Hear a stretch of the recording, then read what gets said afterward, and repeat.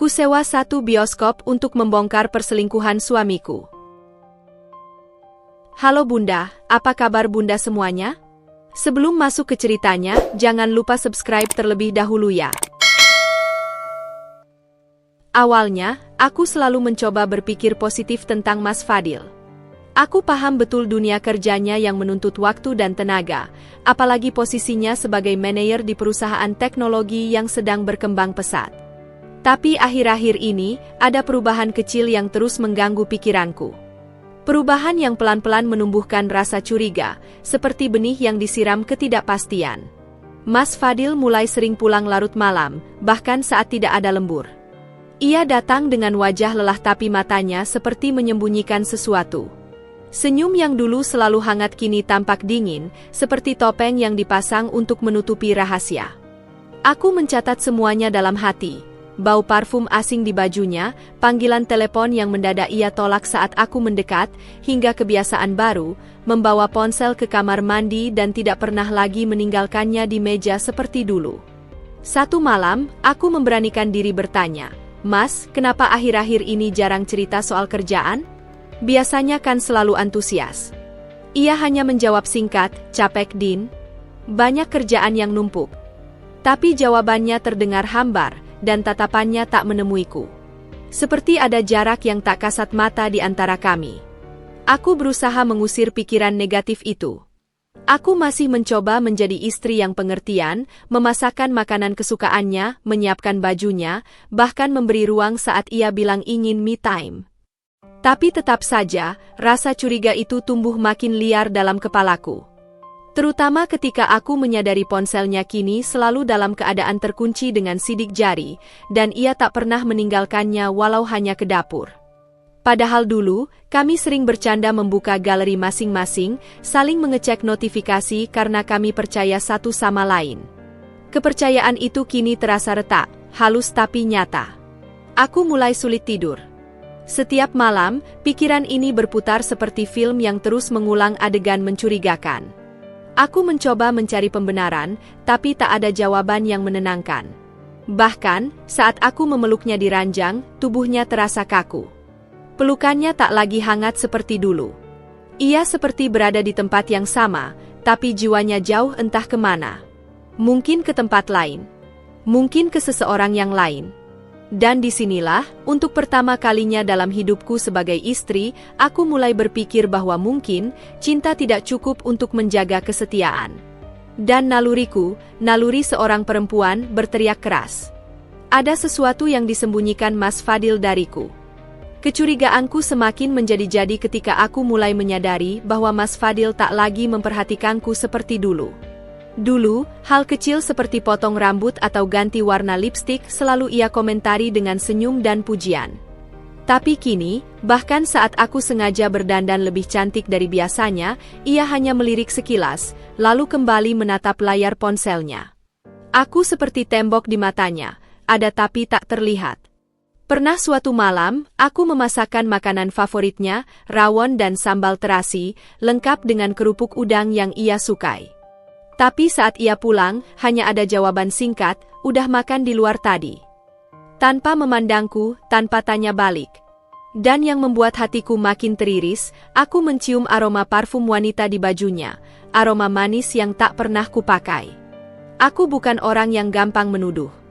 Tapi saat kejanggalan-kejanggalan itu semakin sering terjadi, aku mulai diam-diam mengamati. Aku jadi lebih sensitif terhadap perubahan kecil. Tatapan kosongnya, cara ia menjauh saat menerima telepon, bahkan ekspresinya yang seakan gugup saat aku mendekat. Aku ingat suatu malam, kami sedang duduk di ruang TV. Aku iseng bersandar di bahunya dan mencoba menyentuh ponselnya yang ia letakkan di samping. Tapi dengan cepat, ia mengambilnya. Gerakannya spontan, seperti refleks orang yang takut rahasianya terbongkar. Saat kutanya kenapa, ia menjawab dengan nada tinggi, "Privasi dong, Din. Semua orang butuh ruang." Hatiku tercekat. Kata-kata itu seperti pisau yang mengiris perlahan. Sejak kapan suamiku menganggapku sebagai ancaman terhadap ruang pribadinya? Ada malam-malam ketika aku menangis diam-diam di dalam kamar mandi, hanya agar tak terdengar. Mandi dengan air hangat sambil menunduk, menyembunyikan air mata yang tercampur derasnya air shower. Aku merasa kosong. Seperti sedang hidup dengan orang asing. Orang yang dulu kupilih untuk jadi pasangan hidup, kini terasa seperti teka-teki yang tak bisa kupecahkan. Aku mulai mempertanyakan semuanya. Apakah ini salahku? Apakah aku kurang menarik? Kurang perhatian? Atau dia memang sudah tak mencintaiku lagi? Satu hal yang pasti, aku tahu perasaan ini tidak datang tanpa sebab. Ada sesuatu yang berubah.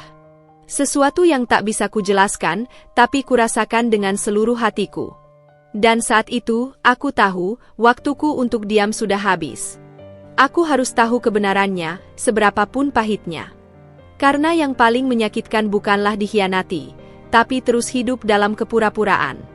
Malam itu, hujan turun perlahan, mengetuk-ngetuk atap rumah seperti irama kesedihan yang tak kunjung reda. Mas Fadil tertidur lebih cepat dari biasanya, mungkin karena kelelahan atau mungkin karena ingin menghindari percakapan denganku. Aku duduk di sisi ranjang, memandanginya dalam diam. Wajahnya tenang, seolah tak ada beban, seolah tak ada rahasia. Tapi justru ketenangan itulah yang membuatku makin gelisah. Dalam dada ini, ada badai yang tak mampu kudiamkan. Dan saat kulihat ponselnya tergeletak di sisi ranjang, untuk pertama kalinya aku mendekatinya dengan niat yang tak pernah terpikir sebelumnya, mengintip isi dunianya yang tak lagi bisa kuakses. Tanganku gemetar saat menyentuh ponselnya. Aku tahu, ini bukan perbuatanku biasanya. Tapi saat cinta mulai penuh luka, naluri bertahan bisa mengalahkan logika. Layar menyala. Ada notifikasi WhatsApp yang baru saja masuk. Aku langsung menahan napas. Nama yang muncul membuat jantungku berdentum, Melly. Bukan nama yang kukenal, bukan teman kantor atau keluarga yang pernah diceritakannya. Hanya satu pesan yang muncul di notifikasi, jangan lupa malam ini, aku tunggu ya. Pesan itu singkat, tapi menusukku seperti paku panjang yang ditancapkan ke dalam hati. Malam ini? Bukankah tadi ia bilang ingin istirahat? Bukankah ia menolak ajakanku nonton karena merasa capek? Dengan gugup aku mencoba membuka ponselnya, berharap bisa membaca lebih banyak.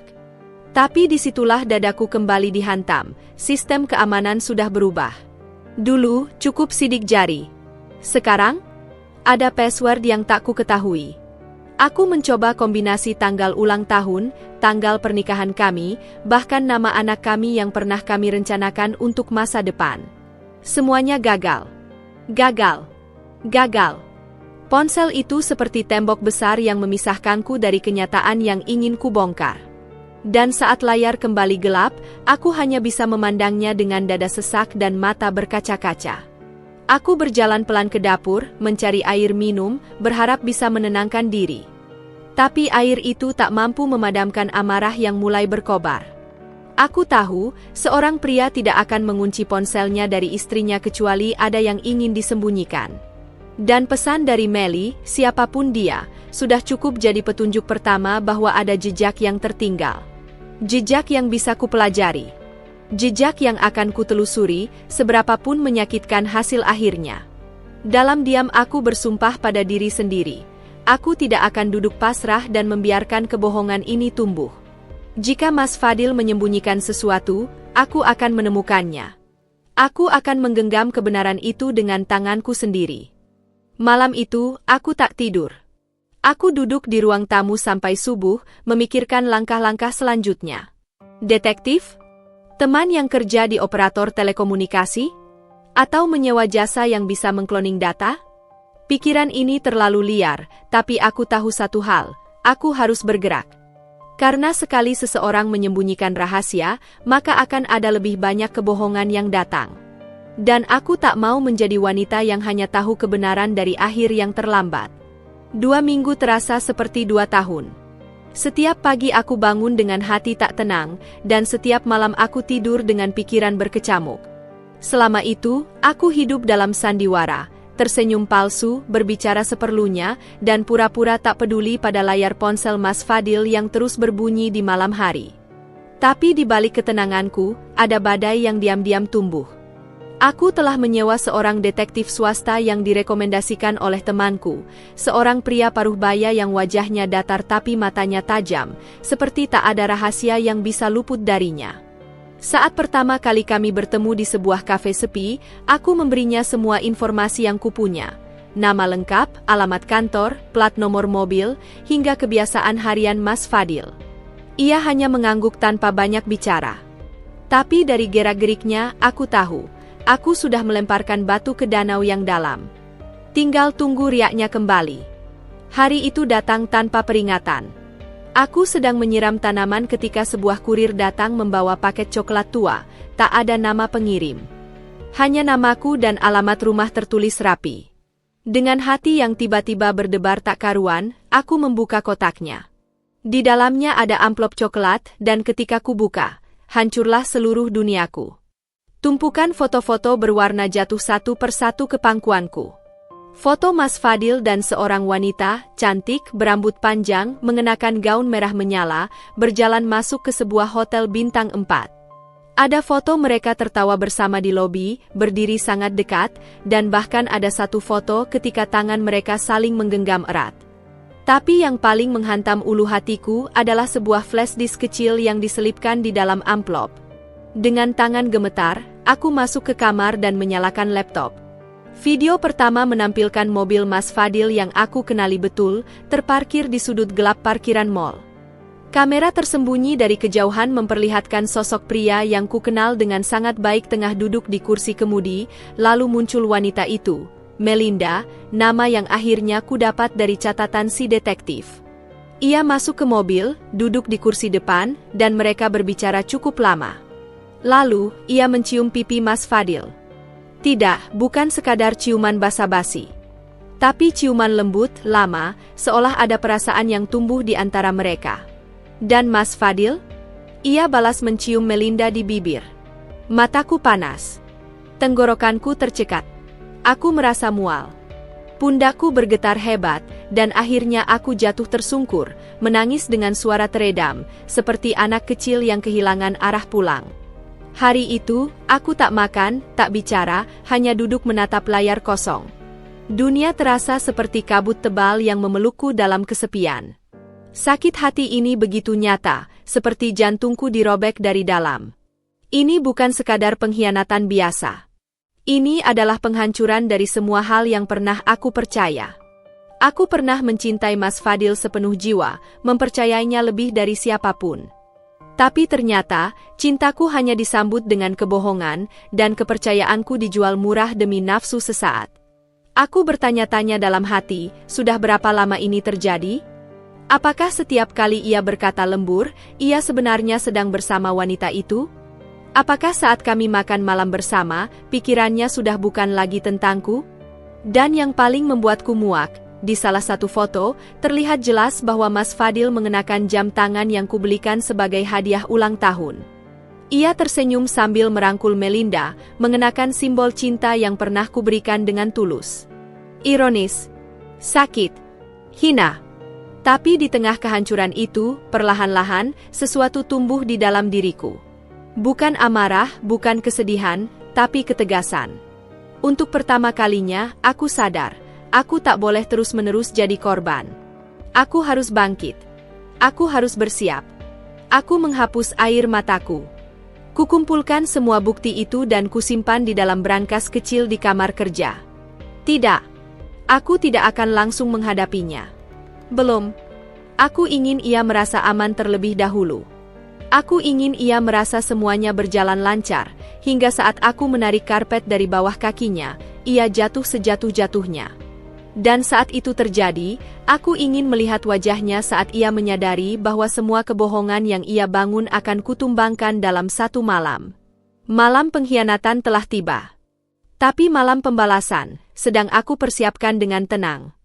Hari-hari berikutnya terasa seperti bermain peran di panggung sandiwara.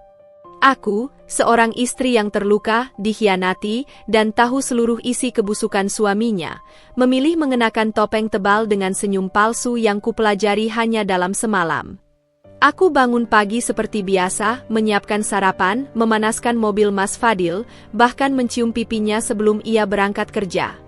Semua kulakukan dengan penuh ketenangan, seolah tak ada apa-apa, seolah aku benar-benar masih menjadi istri yang percaya dan mencintainya sepenuh hati. Padahal, setiap gerakanku adalah perhitungan. Setiap senyumku adalah strategi. Dan setiap kata manis yang kulontarkan padanya adalah racun yang kuselipkan dalam sisa-sisa kepercayaannya padaku. Mas Fadil tampak senang.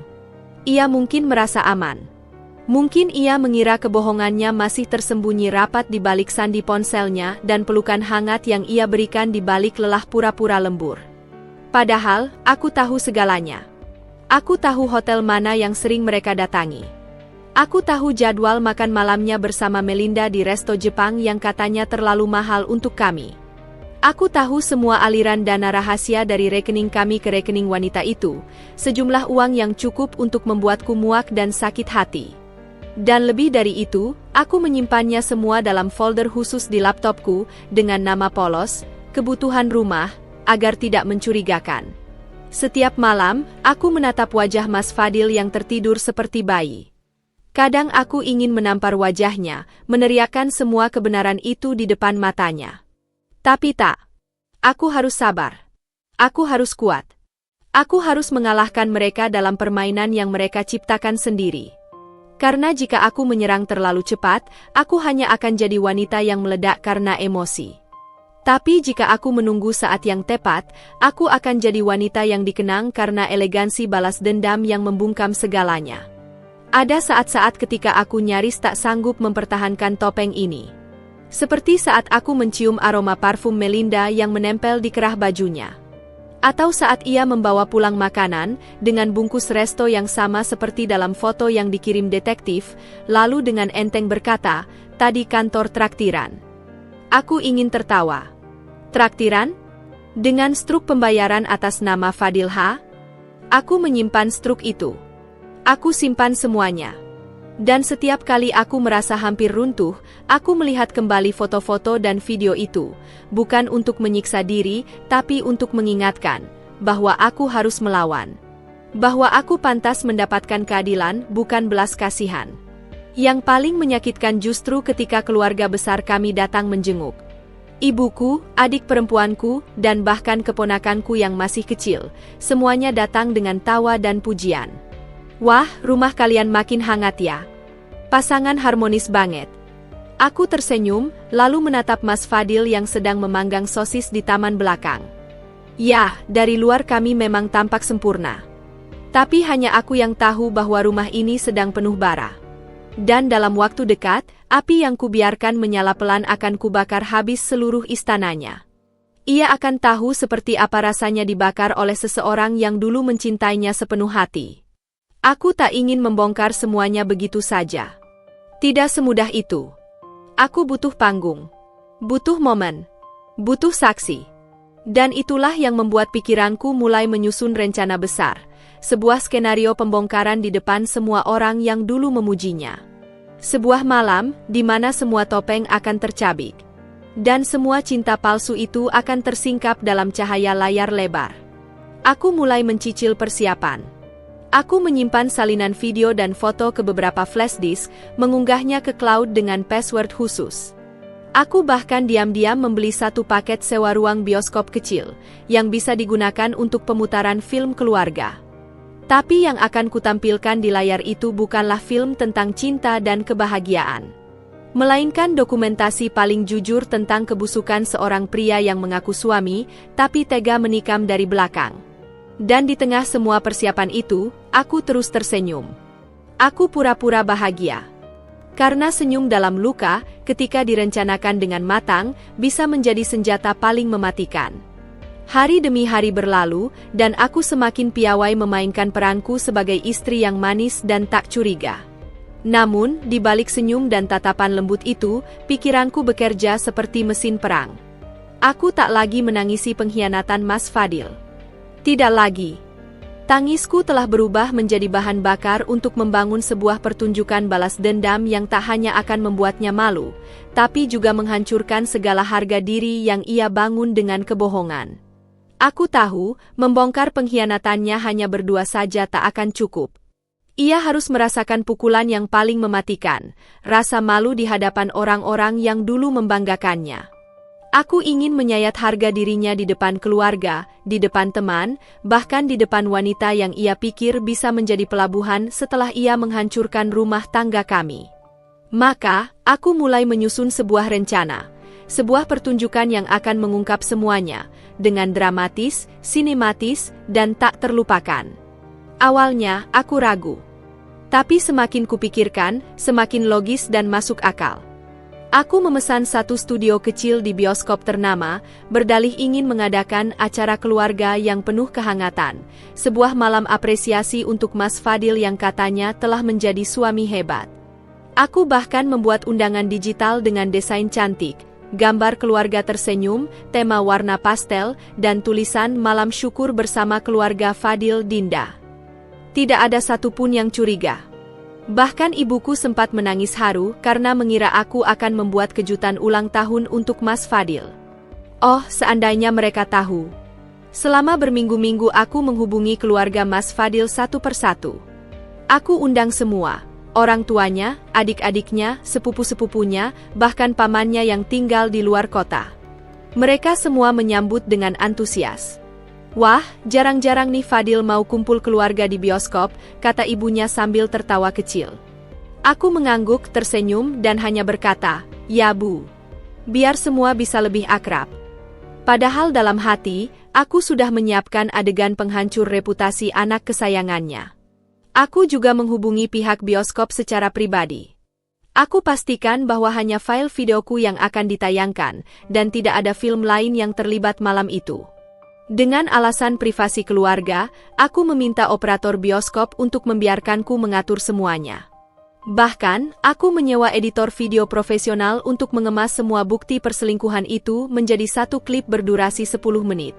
Dimulai dari foto-foto check-in hotel, rekaman transfer dana, video ciuman mereka di mobil, hingga tangkapan layar percakapan mesra mereka yang kudapatkan dari laporan detektif. Yang paling membuatku bangga adalah bagaimana aku bisa tetap bersikap manis pada Mas Fadil sepanjang waktu. Aku masih menyuapinya saat sarapan, masih mengusap pundaknya saat ia pulang lembur, dan masih mengatakan hati-hati, ya setiap kali ia hendak pergi, padahal aku tahu dia akan bertemu Melinda. Aku mencatat semua jadwal pertemuan mereka, dan diam-diam menyesuaikan tanggal undangan bioskop agar jatuh di hari di mana ia sudah berjanji akan pulang cepat. Aku ingin dia datang. Aku ingin dia duduk di bangku tengah, dikelilingi keluarganya, dengan tangan menggenggam popcorn, lalu melihat wajahnya sendiri di layar, berciuman dengan wanita yang bukan istrinya. Dan Melinda? Tentu saja dia tidak akan ketinggalan.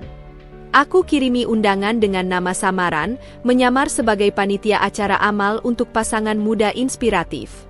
Aku tahu dia akan datang. Dia haus perhatian, dan tentu ingin memamerkan pria miliknya.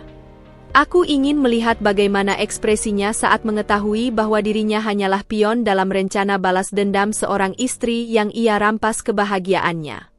Setiap malam sebelum tidur, aku membayangkan wajah Mas Fadil saat lampu bioskop padam dan video itu mulai diputar. Bagaimana tubuhnya akan membeku. Bagaimana detak jantungnya akan melonjak tak karuan. Dan bagaimana matanya akan bergerak panik mencari pintu keluar, sementara seluruh keluarganya memandangnya dengan kekecewaan dan kemarahan. Itu bukan mimpi. Itu adalah panggung yang sedang kupersiapkan, langkah demi langkah, tanpa ia sadari. Aku tahu, semua ini mungkin terdengar gila. Tapi terkadang, ketika cinta dihancurkan dengan begitu kejam, balas dendam bukanlah pilihan, tapi kebutuhan. Dan malam itu, malam pertunjukan, tinggal menghitung hari. Malam itu akhirnya datang. Hari yang kutunggu-tunggu dengan degup jantung tak menentu, tapi bukan karena gugup, melainkan karena puas. Studio bioskop kecil yang kusewa telah dipersiapkan sedemikian rupa. Aku bahkan menyewa tim dekorasi sederhana agar suasana tampak seperti benar-benar acara keluarga, lengkap dengan banner bertuliskan, Malam Kebersamaan Apresiasi Keluarga Besar. Sebuah ironi yang indah, karena di balik tema yang menghangatkan hati, justru akan terjadi pembakaran terbesar dalam sejarah hidup Mas Fadil. Satu persatu keluarga datang. Ada yang membawa anak-anak, ada yang tertawa bersama, memelukku, memuji betapa indahnya niatku mengadakan acara seperti ini. Ibunya bahkan mencium pipiku sambil berkata, "Anak ibu memang dapat istri yang sempurna." Aku menelan ludah. Dalam hati, aku ingin berteriak, "Tunggu saja, Bu. Lihat siapa sebenarnya anakmu." Tapi tentu saja aku hanya membalas dengan senyum sopan yang sudah kulatih berbulan-bulan. Mas Fadil datang terakhir, masih dengan wajah lelah tapi senyum tipis. "Aku udah izin sama kantor." "Demi kamu," katanya sambil mencium keningku. "Demi aku?" "Demi menghancurkan perasaanku, mungkin maksudnya." Tepat pukul 19.30, semua kursi telah terisi. Lampu mulai diredupkan. Aku berdiri di depan layar, membuka acara dengan suara tenang dan ramah. "Terima kasih sudah datang malam ini. Aku ingin mempersembahkan sebuah tayangan yang spesial.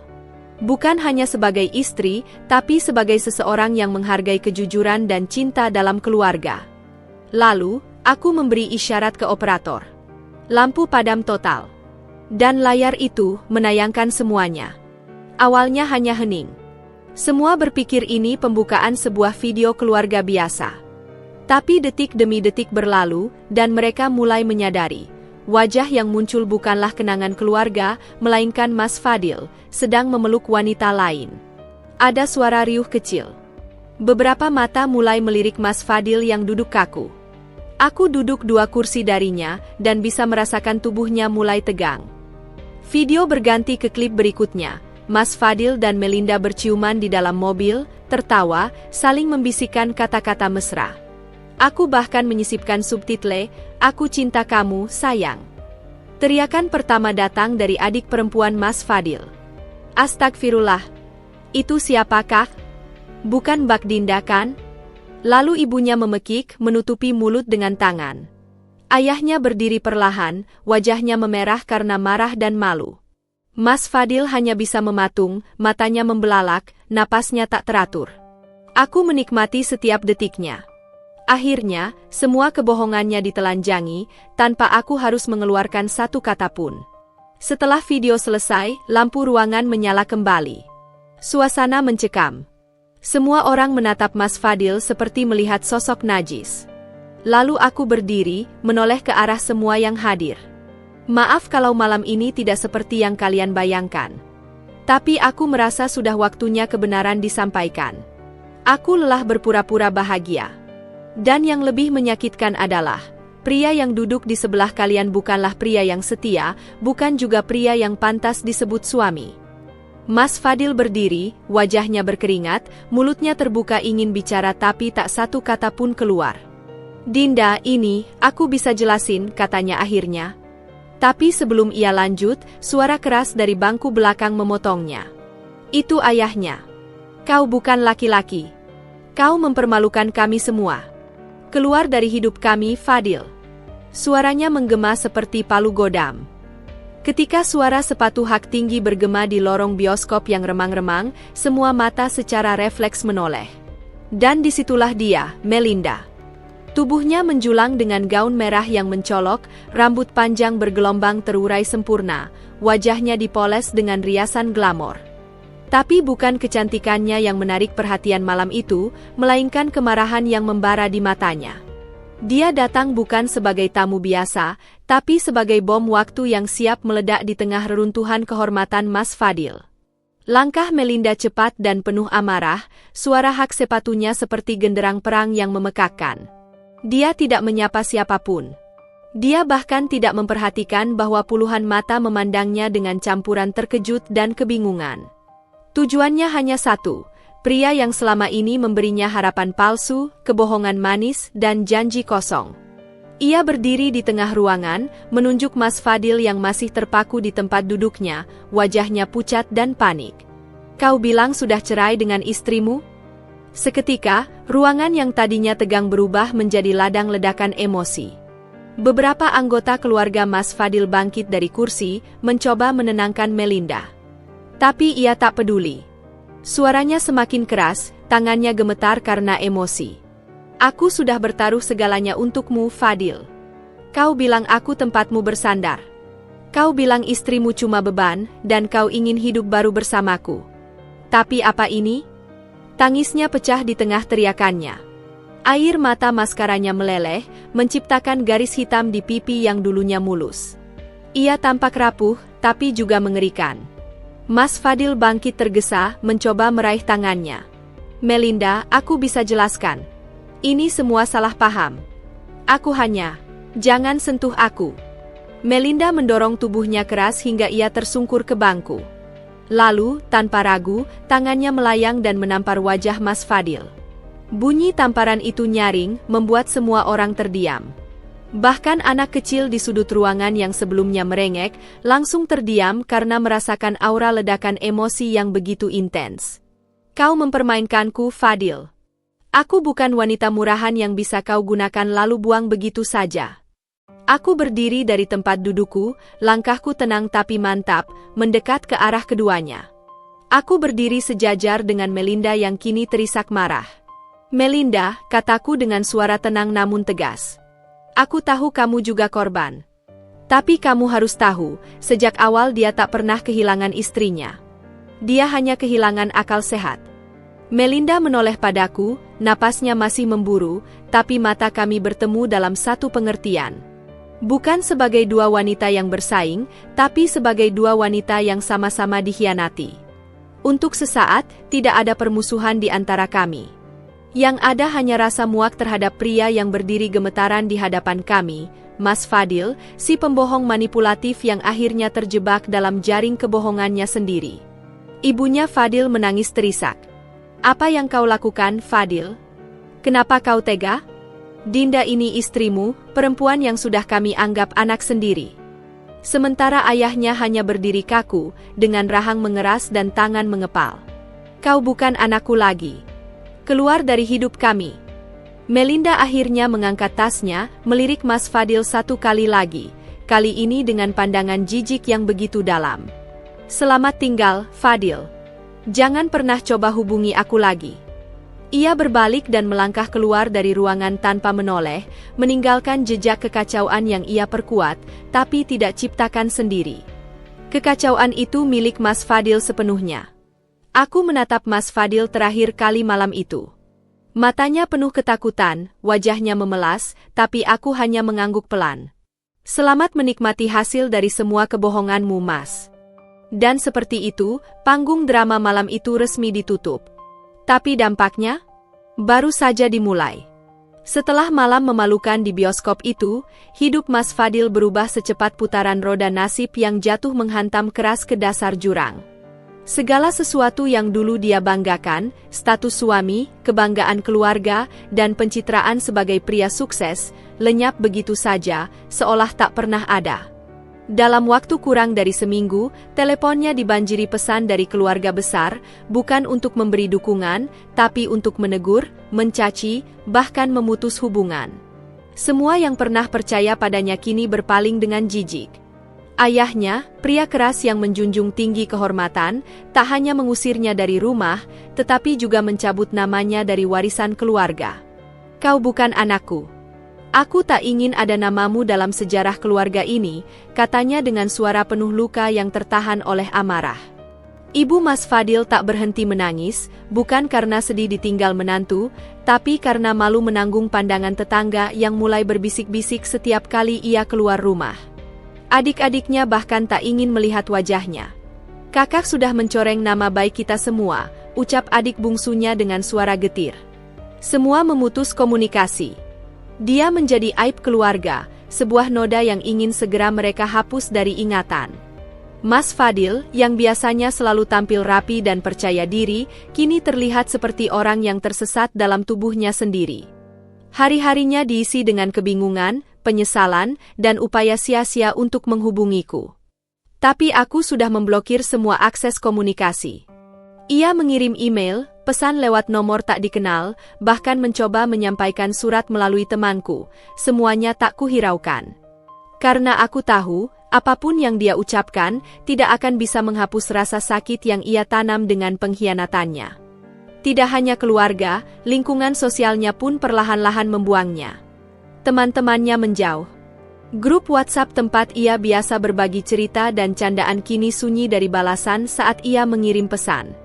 Beberapa bahkan terang-terangan mengeluarkannya dari komunitas dan grup kerja. Kami tidak ingin terlibat skandal, kata salah satu rekannya dingin. Ia mencoba bertahan. Menyewa kamar kecil di sebuah kos-kosan kumuh di pinggir kota. Dulu, ia menertawakan orang-orang yang tinggal di tempat seperti itu. Tapi kini, kasur tipis dengan kipas angin berderit adalah satu-satunya yang bisa dia sewa.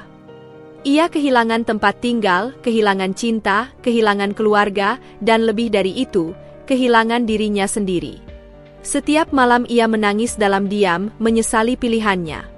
Tapi penyesalan yang datang setelah penghancuran bukanlah penyesalan sejati.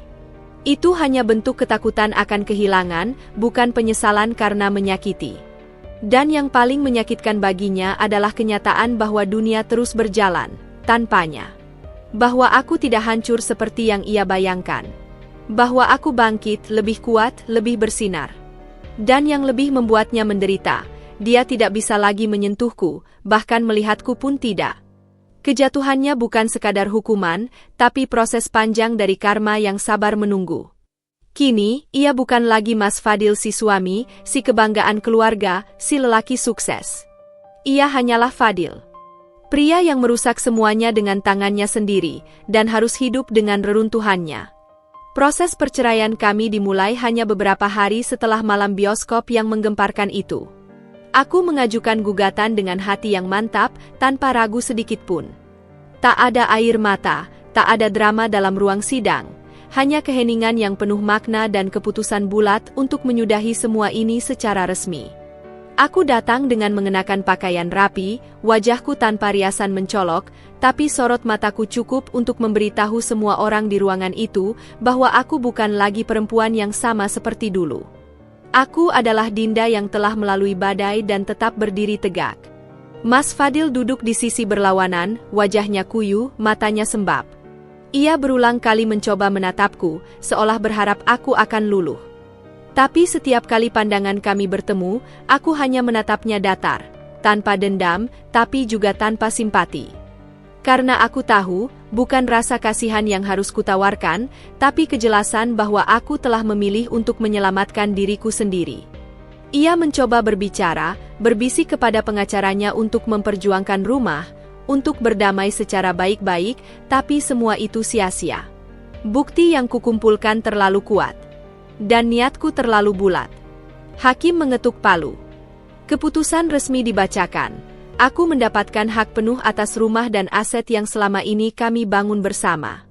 Rumah itu memang atas namaku, keputusan bijak dari ayahku saat kami dulu menikah. Semua kendaraan dan rekening bersama dibekukan dan dibagi sesuai hukum, namun karena Mas Fadil terbukti berselingkuh dan merugikan secara emosional, aku mendapatkan bagian terbesar. Saat keluar dari ruang sidang, aku tidak menangis. Justru aku menarik napas panjang dan tersenyum. Senyum pertama setelah sekian lama yang benar-benar lahir dari rasa lega. Malam itu, aku pulang ke rumah dan duduk di ruang tamu sendirian. Rumah yang dulu penuh luka dan air mata kini terasa seperti tempat perlindungan. Aku menatap dinding-dindingnya dan berbisik dalam hati, kita mulai dari sini, Din. Kita bangun ulang dari puing-puing. Tidak ada lagi bayangan Fadil yang mondar-mandir sambil berbicara di telepon dengan wanita lain. Tidak ada lagi malam-malam dingin di mana aku menangis sendirian sambil pura-pura tidur. Kini, hanya ada aku dan kebebasanku. Tapi bukan berarti Fadil berhenti mencoba. Ia menghubungiku dengan berbagai cara, email panjang yang berisi permohonan maaf, surat tulisan tangan yang ia titipkan ke satpam, bahkan sekali waktu ia berdiri di depan rumah dalam hujan sambil membawa bunga lusuh. Tapi aku tak membukakan pintu. Aku sudah terlalu jauh melangkah untuk kembali pada luka. Bahkan saat ia berlutut di bawah jendela sambil menangis, aku hanya berdiri diam di balik tirai, menatapnya sebagai seseorang yang asing. Aku bukan lagi wanita yang bisa dibujuk dengan kata-kata manis. Bukan lagi istri yang bisa dibungkam dengan alasan lembur atau lupa password. Aku kini adalah Dinda yang bebas, kuat, dan tahu betul betapa berharganya diriku. Perceraian ini bukan akhir. Ini adalah permulaan. Awal dari hidup yang akhirnya kutulis dengan tanganku sendiri, tanpa campur tangan pengkhianat yang tak pernah benar-benar mencintaiku. Tak butuh waktu lama setelah perceraian kami disahkan, kabar tentang skandal Mas Fadil menyebar dengan liar. Dunia digital tak punya belas kasihan, terlebih saat sebuah video perselingkuhan diputar di hadapan puluhan pasang mata keluarga besar. Cuplikan-cuplikan itu bocor ke media sosial, dibagikan tanpa ampun, dan menjadi bahan gunjingan kantor tempat Mas Fadil bekerja. Rekan-rekan sejawatnya yang dulu memujanya, mulai bergosip di lorong-lorong kantor, membicarakan aibnya dengan nada ejekan. Ia yang dulunya datang dengan langkah tegap dan penuh percaya diri, kini berjalan dengan kepala tertunduk, menghindari tatapan siapapun. Pimpinan perusahaannya akhirnya memanggilnya ke ruang HRD. Bukan untuk promosi seperti yang biasa ia harapkan, tapi untuk konfrontasi dan pernyataan resmi. Kami mendapat laporan bahwa Anda terlibat dalam skandal yang mencoreng nama baik perusahaan, kata Direktur HRD dengan nada dingin. Fadil mencoba membela diri, mengatakan bahwa itu masalah pribadi. Tapi perusahaan tempatnya bekerja menjunjung tinggi integritas dan citra profesional. Masalah pribadi Anda sudah menjadi konsumsi publik. Dan itu memberi citra buruk bagi institusi kami. Kalimat itu seperti palu yang menghancurkan sisa-sisa harga dirinya. Ia tak dipecat dengan cara dramatis seperti di sinetron. Tidak ada teriakan atau lempar-lemparan barang. Yang ada hanyalah secarik surat pemutusan kerja yang disodorkan dengan formal, disertai selembar amplop pesangon yang bahkan tidak cukup untuk membayar kontrakan sebulan. Sore itu, Fadil meninggalkan gedung kantornya dengan kardus kecil berisi sisa-sisa hidup yang dulu ia banggakan. Foto di meja kerja, muk bertuliskan Best Employee, dan satu map proyek yang tak akan pernah diselesaikan. Kehilangan pekerjaan bukan hanya soal uang. Bagi Fadil, itu adalah kehilangan jati diri. Ia selama ini membangun dunianya di atas status dan pencapaian. Kini, semua itu runtuh dalam semalam. Ia mencoba melamar ke beberapa tempat lain, tapi namanya sudah lebih dulu busuk. Dunia profesional sempit, dan gosip menyebar lebih cepat daripada resume. Beberapa perusahaan bahkan langsung menolak tanpa wawancara. 1-2 tempat menerimanya untuk interview, tapi setelah menyadari siapa dia, mereka tak pernah menindaklanjuti. Tanpa penghasilan tetap, Fadil mulai menjual barang-barang pribadinya. Jam tangan mahal, koleksi sepatu, hingga laptop yang dulu ia banggakan. Semua dilego demi bertahan hidup. Tapi tak satu pun dari itu bisa membayar lunas hutangnya pada hidup. Semakin hari ia tampak makin kusam, wajahnya dipenuhi lingkar hitam, dan rambutnya mulai memutih, seolah waktu mempercepat penderitaannya. Dan aku tak perlu melakukan apa-apa. Hanya diam, melanjutkan hidupku, sementara semesta bekerja atas nama keadilan. Aku tidak tertawa atas penderitaannya, karena aku bukan seburuk itu. Tapi aku juga tidak iba. Karena semua ini adalah hasil perbuatannya sendiri. Karma bukanlah kutukan dari orang lain. Karma adalah benih yang kita tanam sendiri, dan cepat atau lambat ia akan tumbuh, menghantam dengan cara yang paling menyakitkan. Setelah kehilangan pekerjaan dan ditolak oleh keluarganya sendiri, satu-satunya harapan Mas Fadil untuk tetap merasa berharga adalah berusaha kembali bersama Melinda. Wanita yang dulu ia pilih di atas pernikahannya, yang ia janjikan segalanya, dan yang jadi alasan kehancuran rumah tangga kami. Ia percaya bahwa Melinda akan kembali lagi ke sisinya. Bukankah mereka telah berbagi rahasia, tawa, dan malam-malam penuh gairah? Bukankah Melinda telah mengatakan bahwa ia mengerti dirinya lebih dari siapapun? Namun ternyata, cinta yang dibangun di atas pengkhianatan tidak punya akar yang kuat. Dan Melinda bukan wanita bodoh. Ia tahu persis apa yang ia cari, selain cinta, ia mengutamakan keuntungan. Saat Fadil masih bergaji besar, saat ia masih bisa mentransfer uang belanja, membelikan tas mahal dan membawa Melinda liburan diam-diam ke Bali dengan dalih dinas luar kota, ia tampak manis dan penuh perhatian. Mungkin ia hanya marah sesaat jika Fadil membohonginya kalau telah bercerai denganku namun pekerjaannya masih stabil. Tapi nyatanya, harapan kembali itu semakin pupus begitu Fadil kehilangan segalanya, wajah Melinda berubah.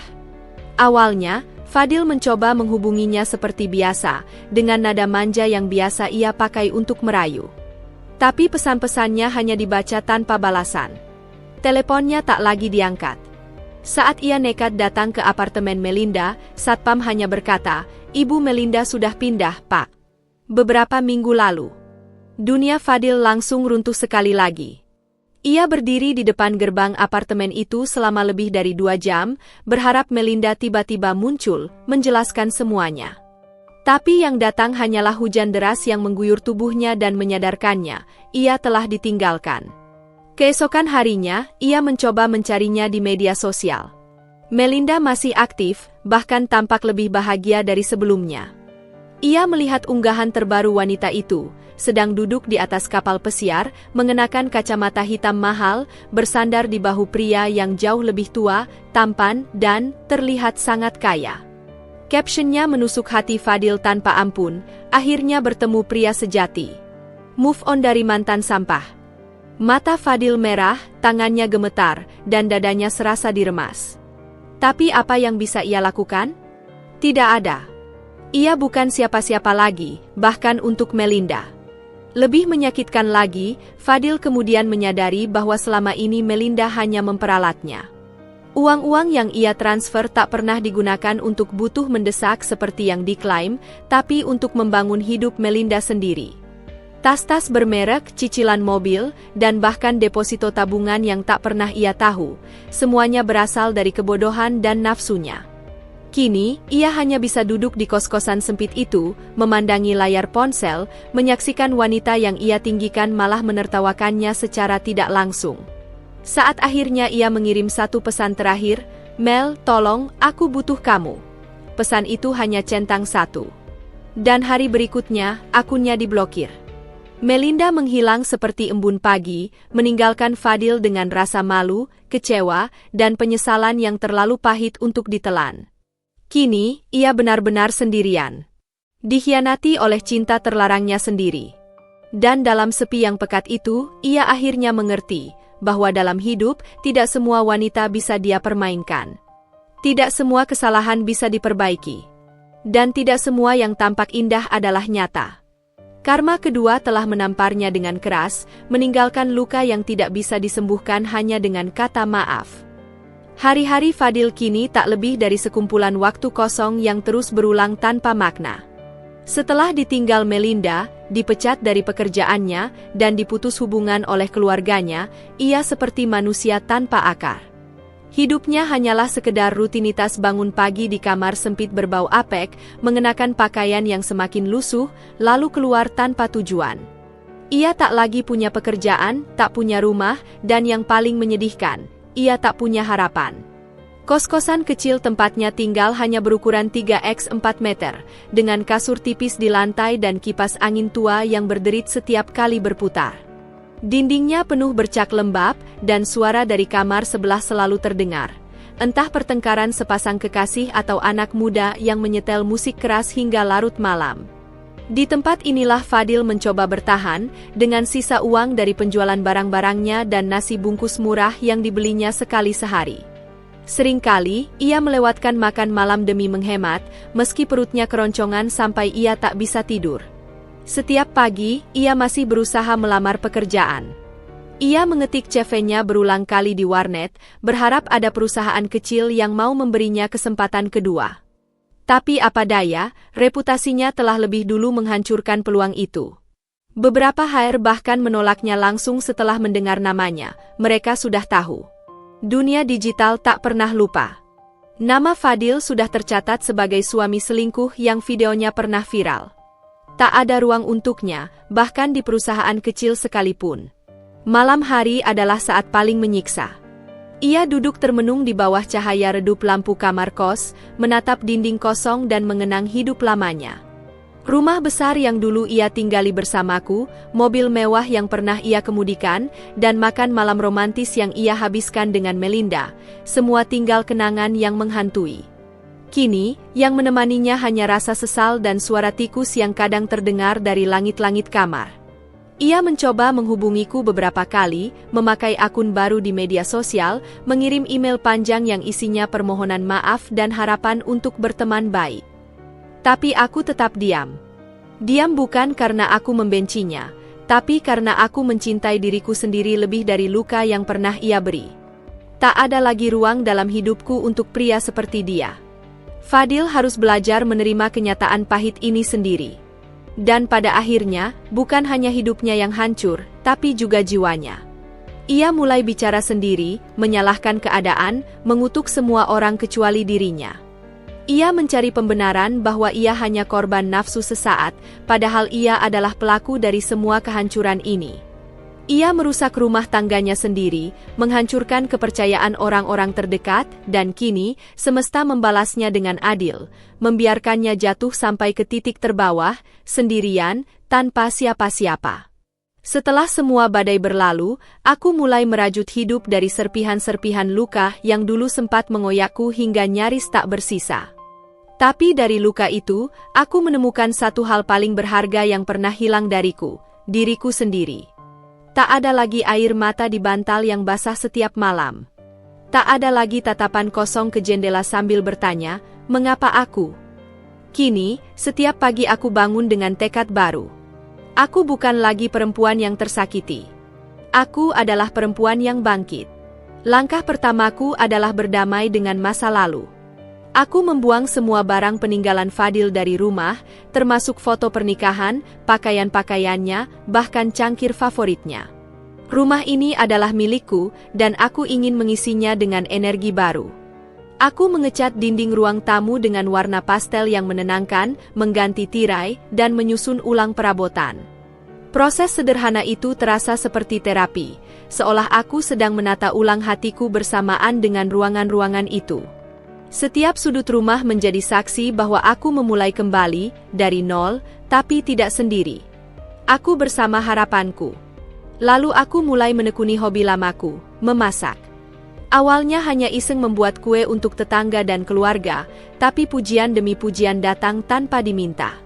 Kuenya enak banget, Din. Kamu harus jualan, kata salah satu temanku. Dari situlah aku mulai membangun bisnis kecil dari rumah. Kupasang foto-foto kue di media sosial, membuat nama usaha Dinda S. Delights, dan dalam waktu singkat, pesanan mulai berdatangan. Awalnya 1-2, lalu belasan. Bahkan ada yang pesan untuk acara pernikahan dan ulang tahun. Tanganku sibuk, tubuhku lelah, tapi hatiku penuh. Yang paling mengharukan adalah dukungan dari orang-orang terdekatku. Ibuku, yang sempat patah hati melihat rumah tanggaku hancur, kini kembali tersenyum bangga. Teman-temanku, yang dulu hanya bisa memelukku saat menangis, kini mempromosikan bisnisku dengan semangat luar biasa. Mereka menyemangatiku, mendorongku, dan mengingatkanku bahwa aku pantas untuk bahagia. Dan memang benar, aku pantas. Aku juga mulai menulis lagi, menuangkan kisah-kisahku ke dalam blog, dan tanpa kusangka, banyak yang membacanya. Banyak perempuan yang merasa relate dengan kisahku, mengirim pesan bahwa kisahku menguatkan mereka. Tiba-tiba, luka yang dulu kupikir hanya menghancurkanku, justru menjadi kekuatan untuk membantu orang lain. Itu lebih dari sekadar penyembuhan. Itu adalah kemenangan. Dan yang paling kuingat adalah malam ketika aku duduk sendirian di beranda, menyesap teh hangat sambil memandang langit penuh bintang. Tak ada suara selain desir angin malam dan suara jantungku yang berdetak pelan. Di saat itulah aku tahu, aku telah melewati badai. Aku telah berdiri tegak. Dan tak peduli kemana hidup membawaku nanti, aku sudah jauh lebih kuat daripada Dinda yang dulu. Aku bangkit. Bukan hanya untuk membalas, tapi untuk membuktikan bahwa aku bisa, dan aku layak, untuk bahagia, atas nama diriku sendiri. Di saat aku mulai berjalan di jalan penuh cahaya dan harapan baru, di sisi lain dunia yang pernah kami bagi bersama, Mas Fadil justru semakin terjerembab ke dalam kubangan hidup yang gelap dan sunyi. Tak ada lagi senyum angkuh yang dulu sering ia pamerkan. Tak ada lagi jas mahal dan mobil mewah yang menyilaukan mata. Yang tersisa hanya lelaki kusam dengan wajah kuyu, janggut tak terurus, dan mata yang kehilangan cahaya. Fadil kini hanyalah bayangan dari dirinya yang dulu. Tubuhnya yang dulu tegap kini kurus dan membungkuk. Ia sering terlihat duduk di taman kota sendirian, mengenakan jaket lusuh yang sudah sobek di bagian siku. Kadang, orang-orang menyangka dia gelandangan, karena memang penampilannya tak jauh berbeda. Ia memungut botol air mineral bekas untuk dijual, sesekali mengamen dengan gitar tua yang senarnya sudah tak lengkap. Bukan karena ia suka, tapi karena ia tidak punya pilihan lain. Karma telah mencabiknya secara perlahan, tapi pasti. Ia pernah mencoba meminjam uang dari teman-teman lamanya, namun tak satu pun yang mau membantunya. Semua orang tahu kisah perselingkuhannya. Reputasinya sudah hancur, namanya tercemar, dan siapapun yang dekat dengannya kini hanya akan ikut terbakar. Bahkan mantan rekan kantornya pun menghindar saat melihatnya. Dulu, ia sibuk memilih siapa yang pantas duduk satu meja dengannya di restoran mahal. Kini, bahkan tukang parkir pun malas menyapanya. Lebih parahnya lagi, Fadil mulai menunjukkan tanda-tanda gangguan jiwa ringan. Ia bicara sendiri, tertawa tiba-tiba, dan menangis tanpa sebab.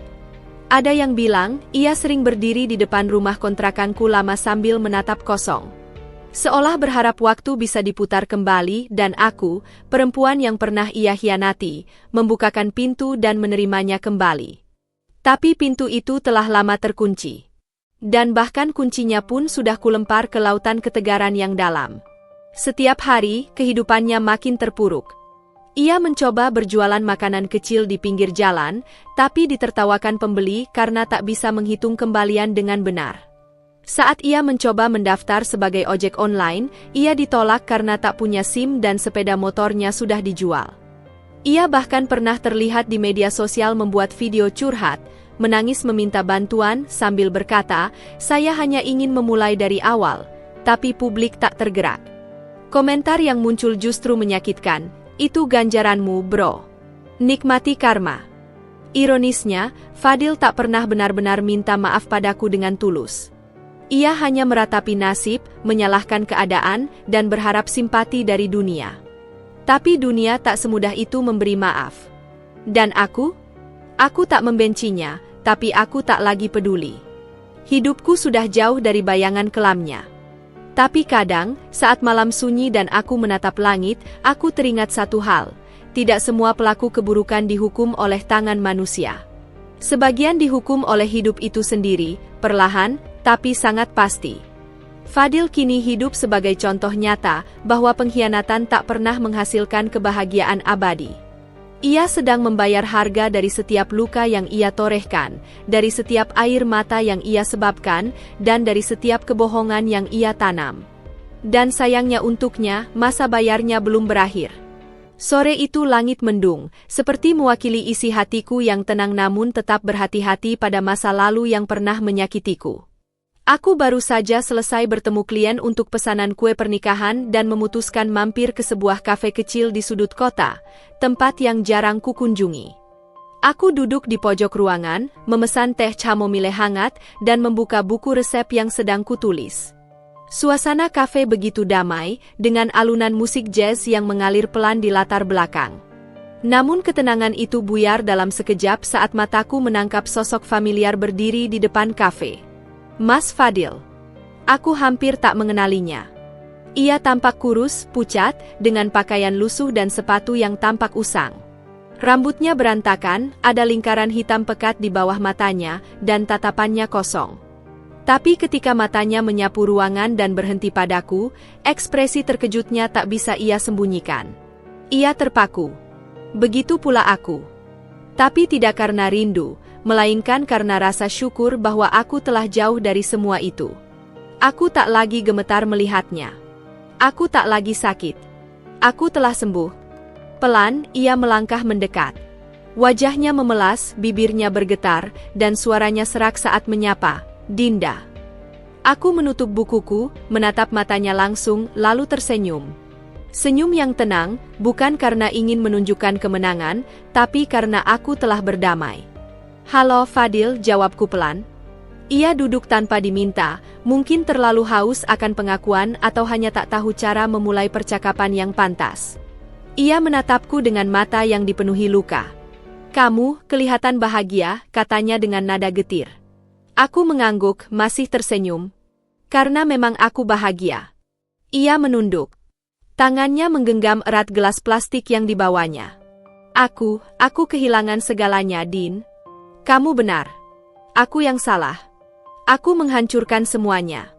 Aku pikir Melinda akan jadi segalanya bagiku. Tapi dia pergi. Semua orang pergi. Bahkan diriku sendiri seperti menghilang. Aku diam sejenak, membiarkannya meluapkan semuanya. Aku tahu itu bukan tentang memaafkan dia, tapi membuktikan pada diriku sendiri bahwa aku tak lagi dikuasai luka masa lalu. Lalu, dengan suara yang mantap aku berkata, "Kau sudah mendapat apa yang kau tabur, Fadil. Nikmati hasilnya." Ucapan itu membuatnya terdiam. Ia menatapku seolah tak percaya bahwa aku bisa berkata setegas itu. Tapi tak ada kemarahan dalam suaraku. Hanya kepastian. Aku sudah melaluinya. Semua kepedihan, penghinaan, pengkhianatan, dan sekarang aku berdiri di titik paling kuat dalam hidupku. Ia, sebaliknya, masih tenggelam dalam lubang yang ia gali sendiri. Tak lama kemudian, aku berdiri, merapikan tasku, lalu menatapnya untuk terakhir kali. Terima kasih karena pernah menyakitiku, Fadil. Karena lewat luka itu, aku menemukan kekuatan yang tak pernah aku sadari aku miliki. Lalu aku melangkah pergi, meninggalkan kafe itu tanpa menoleh ke belakang. Di luar, langit sudah mulai cerah. Dan aku tahu, pertemuan tak terduga tadi bukanlah ajakan untuk membuka lembar lama, tapi penutup manis untuk kisah yang sudah seharusnya selesai sejak lama. Hari-hari setelah pertemuanku dengan Mas Fadil terasa seperti angin yang lembut membelai luka yang telah lama sembuh. Aku duduk di beranda rumahku yang baru, rumah kecil tapi hangat, penuh tanaman dan aroma kue yang selalu menguar dari dapur. Di sana, setiap sudut menyimpan kisah perjuangan, keteguhan, dan kebangkitan. Aku tak lagi melihat masa laluku dengan air mata. Aku melihatnya dengan mata penuh syukur. Sebab dari sana, aku dilahirkan kembali. Bisnis kue online yang dulu kurintis dengan modal kecil kini berkembang pesat. Namaku mulai dikenal di beberapa komunitas UMKM. Undangan untuk mengisi pelatihan datang silih berganti. Aku pun mulai merekrut beberapa ibu rumah tangga di sekitarku, perempuan-perempuan tangguh yang pernah dipatahkan hidup namun enggan menyerah.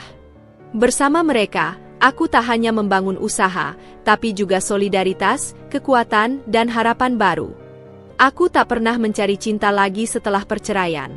Bagiku, cinta itu seperti hujan. Tak perlu dicari, ia akan datang di waktu yang tepat. Dan benar saja, di sebuah seminar kewirausahaan, aku bertemu Reza. Bukan pangeran berkuda putih.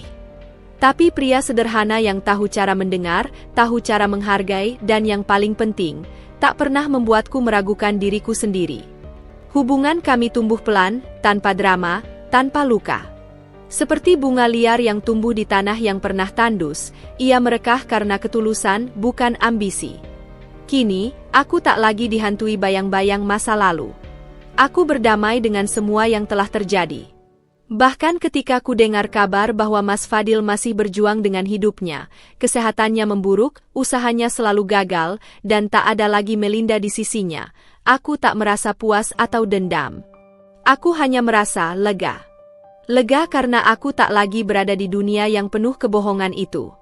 Aku telah memilih jalan yang berbeda, dan aku berjalan di atasnya dengan kepala tegak. Suatu malam, aku menulis di buku harianku, dulu aku berpikir kebahagiaan itu datang dari orang lain. Tapi ternyata, ia tumbuh dari luka yang kupeluk dan kuobati sendiri. Dan itu benar adanya. Aku tak perlu balas dendam dengan cara menyakitkan. Kebahagiaanku adalah balasan paling sempurna. Senyumku adalah senjata paling ampuh. Dan keberhasilanku adalah jawaban dari semua yang pernah meremehkanku. Kini aku tahu, hidup tak selalu adil, tapi selalu memberi kesempatan kedua bagi mereka yang tak menyerah.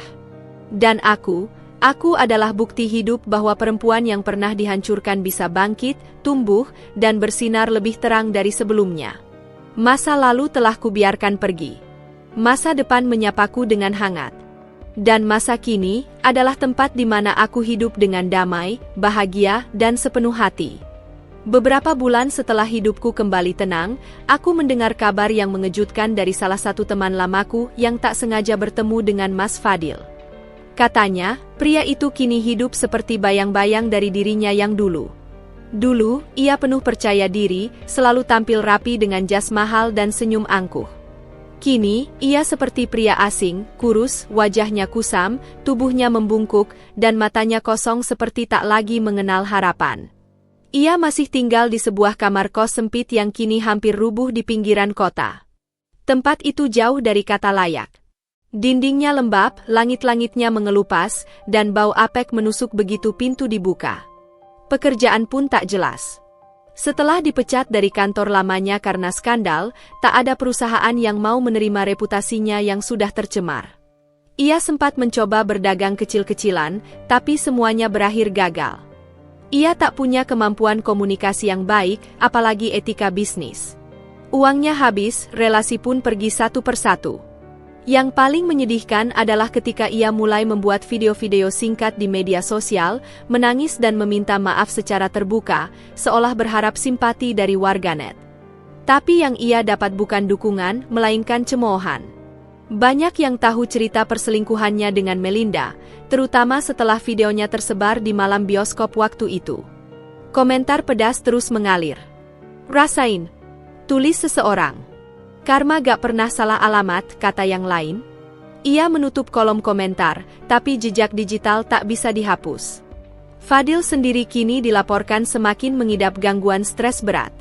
Ia mengalami insomnia kronis, kulitnya ditumbuhi ruam misterius yang tak kunjung sembuh, dan tubuhnya sering gemetar karena kecemasan yang terus menghantui. Ia pernah mendatangi keluarganya, memohon untuk diterima kembali. Tapi sang ayah menutup pintu tanpa sepatah kata pun, dan ibunya hanya bisa menangis dari balik tirai. Ia benar-benar sendirian, ditelan oleh konsekuensi dari keputusannya sendiri. Kadang aku merenung, bukan karena masih menyimpan dendam, tapi karena tak pernah menyangka bahwa balasan dari pengkhianatan bisa sebegitu menyeluruh. Tapi hidup memang seperti itu. Apa yang kau beri akan kembali padamu, lebih cepat dari yang kau kira. Dan jika kau menyiram kebohongan dan pengkhianatan, yang tumbuh bukan bunga, melainkan duri yang akan menusukmu sendiri. Kini Mas Fadil tak lebih dari sosok masa lalu yang dikubur waktu. Namanya tak lagi disebut dengan hormat, wajahnya tak lagi dikenali dengan bangga. Ia menjadi contoh nyata bahwa hidup tak pernah memberi ampun pada mereka yang dengan sadar menyakiti orang lain. Dan aku tetap berjalan ke depan, dengan langkah mantap, hati yang tenang, dan hidup yang penuh arti. Tak pernah kusangka bahwa setelah badai yang begitu dahsyat, langit bisa kembali cerah dengan begitu indah. Kehidupan baruku bersama Reza bukanlah kisah cinta yang bergelora seperti drama sinetron, melainkan hubungan yang tenang, hangat, dan membumi, seperti pelukan di hari yang dingin, seperti teh manis di sore hujan. Hubungan kami dibangun dari puing-puing kepercayaan yang sempat hancur, tapi Reza tak pernah terburu-buru. Ia tahu aku datang dari luka, bukan dongeng. Reza adalah pria yang sederhana tapi penuh pengertian. Ia tidak pernah bertanya terlalu banyak tentang masa laluku, namun saat aku mulai membuka diri dan menceritakan semuanya, tentang Mas Fadil, tentang Melinda, tentang malam di bioskop dan luka yang menganga, ia hanya menggenggam tanganku dan berkata, "Kau tidak sendiri sekarang. Dan kau tidak perlu kuat sendirian lagi." Kalimat itu bukan hanya menenangkan, tapi juga menyembuhkan. Aku tak perlu berpura-pura lagi. Tak perlu menjadi kuat hanya untuk bertahan. Aku bisa menjadi diriku sendiri, rentan tapi berani, rapuh tapi tetap berdiri. Kami sering menghabiskan waktu bersama di dapur kecilku, membuat kue dan saling mencicipi hasil eksperimen.